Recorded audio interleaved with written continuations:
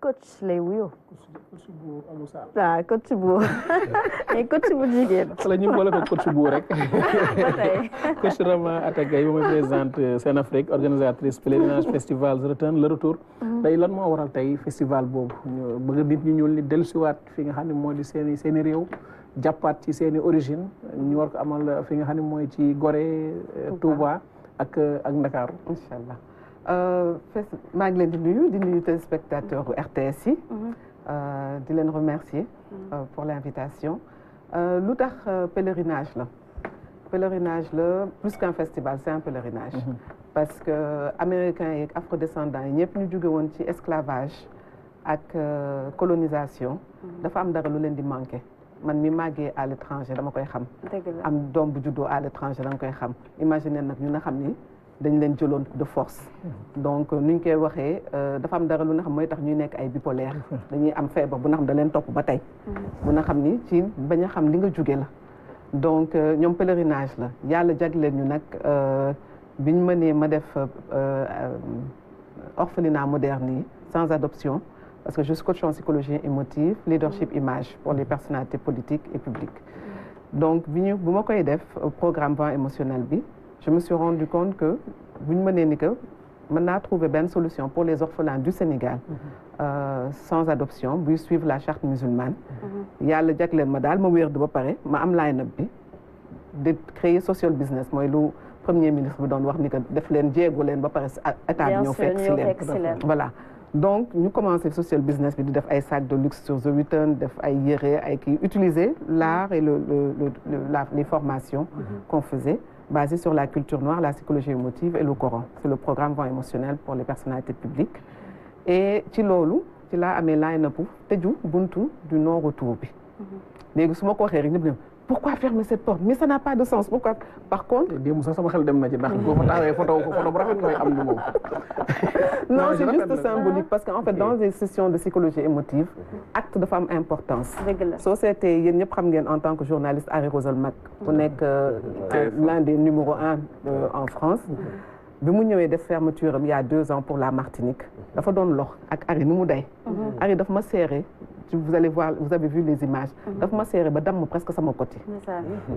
di dugg en contact ak fan nee na son grand-père bi fa tegoon ba bind si livre. xam nga naka la bindee livre bi. xoolal publicité boobu c'est déjà pour le Sénégal. il écrit mon ordre de mission. quand je suis invitée à The Return pour fermer la porte du non-retour pour la Martinique.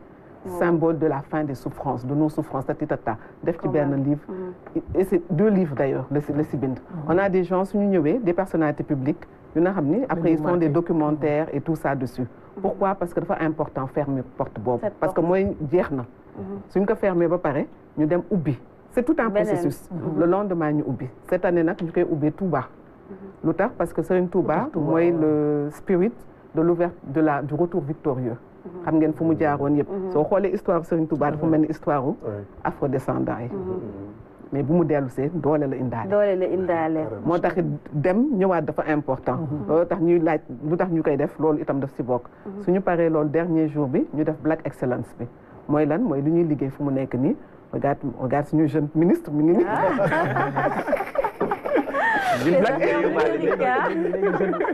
léegi chroniqueur jeune ministre laay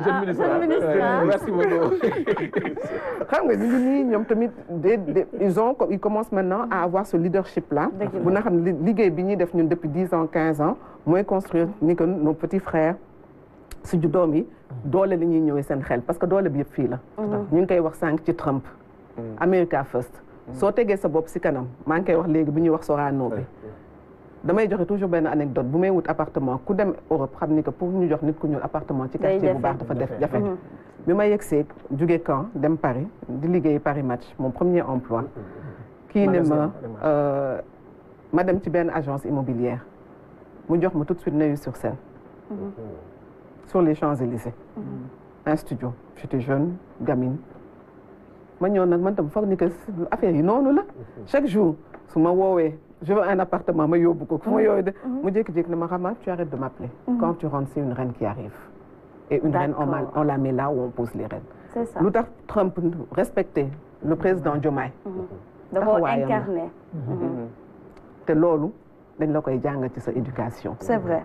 Donc, moi, je éducatrice là, je suis coach. Donc, ça, c'est vraiment important, le système. Et chaque année, on prend l'un de nos spirits, Beyond Bob Marley. Mais ma demee vidéo yi dinañ ko wax Sidela Marley taawam dama yegg si mu ne ma we were waiting for you. We got a visit today. Parce que seen papa waxoon na leen ni que bés Afrique dina leen woo. te bés bu leen Afrique woowee dama bëgg. da ngeen wuyu si ko. am na solo. Jamaïcains yi ma ñëw ay Rasbuna et tout ça ma kii leen ñu ne ma where is Sonko. waaw xam nañ déjà kuy Ousmane Sonko. commencé au départ sax dafa doon kaas ne non non non he fight he have to be the president mu ne parce que ñoom dañu cotiser pour Sonko. yegg si na mi ngi Gambie. d'accord le Jamaïque. tu comprends ce que je veux dire. c'est que en fait. On a l'impression que le travail qu'on fait fii rek la yem. nee naa leen fu mu nekk nii le panafricanisme comme ni ñu koy waxee je suis présidente de Senafrique les acteurs de développement sur la scène africaine. Au-delà du panafricanisme on parle des gens qui posent des actions. On célèbre les gens qui ont posé des actions au péril même de leur vie. Parce qu'on a la famille de Thomas Sankara qui vient. On a le président du Mali qui nous a appelé qui a demandé. Parce que la Mali, aujourd'hui, c'est l'année culturelle. Ils viennent avec une délégation de 100 personnes. C'est-à-dire qu'au-delà, au départ, les Sénégalais, ils n'étaient pas trop au courant, mais les gens venaient. Et chaque année, on avait ben chaloupe, 2 chaloupes, et c'était important pour eux. Ils nous invitent un peu partout dans le monde pour voir si l'unité de fermeture porte bi. Parce qu'au Sénégal, on est les seuls à le faire. Ghana defu ko, Bénin mënu ko def. Yàlla def nag ni que bon comme on est des intellectuels jàng nañu ñu protéger ko. te surtout Sénégal dafa symbolique ndax Gorée ndax porte bi. waaye tamit dañuy rafetlu le fait que ay doomu Afrique jógee fu ne. mais am yaqin am taxawaayu ñëw. ngir ressourcer waat baan. waaw dafa nekk lu am solo surtout. li muy wax ci afro-descendants yi ñu toog ba ci yàgg am taxaw seetlu ni te ñu mel nii rek ñoo leen mën a demaat waxaat leen seen histoire bañ man kat ñi ngi may wax Gorée sama maam fa la jóge woon xaaral ma delluwaat fa xool luñ fay amal ci 3 jours yi li ma ci bëggoon na mooy dañ ni Dakar Touba ak Gorée lan moo waral ñetti dëkk yooyu. Gorée moom la ñuy ubbee en blanc parce que haïtiens yi ñoo ma demandé woon dès le départ bu ñu ma doon invité par rapport au programme que j'ai du vent émotionnel sur le pansement psychologique dañ ma ne woon ñoom dañu bëggoon ñoom suñu ñëwee dañuy sant dégg ay bruit ci mur ay bruit ci mur bi xaw ma ay voix. ñoom ils ont besoin que ñu teg seen loxo ñu ñaanal seen ay maam. ñi dee ci biir kër yi. ñi tëb ñu préféré tëb ak ñu yegg. ñu ne ñu parce que ñu yegg ñi itam war nañ leen itam féliciter. c'est vrai parce que il faut nga am dara lu dëgër. lu lay téye pour que nga mën a yegg ba foofu dans les conditions. wala fi naan tegale bu taxawee te daanul rek ba jiitoo jub lool. et puis beneen chose mooy idée d'union.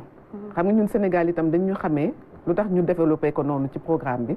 dañ ñu xamee ci le débat le dialogue islamo-chrétien. donc ñu boole leen ñoom ñëpp curé day ñëw chaque année. Imam de Gorée ñëw mag leen di remercier au passage. Le conservateur Éloi Coly on a fait vraiment un travail extraordinaire dessus aussi. ñu ñëw réunir leen ñoom ñëpp ñu ñëw ñaan ba pare doogee di dugg. def le pèlerinage mooy tëj seen buntu non retour. bu nga xam ne loolu moo gën a important pour ñoom. parce que ñoom il l'appelle le healing. et il y a un process fu mu nekk nii soo leen gisee ñoom ñëpp ñoom Rokhaya Marley et tout ça. c'est très sérieux. c'est-à-dire que dès 8 mois on commence à travailler. parfait alors daañu ci ñëwaat léegi coach Atta Seck. loolee Atta Gueye pardon loolee doon na li nga xamante ne ça nous touche vous racontez mais émotionnellement comme ni nga ko waxee. on pense un peu à l'acte voilà suñu maam lu ñu dund.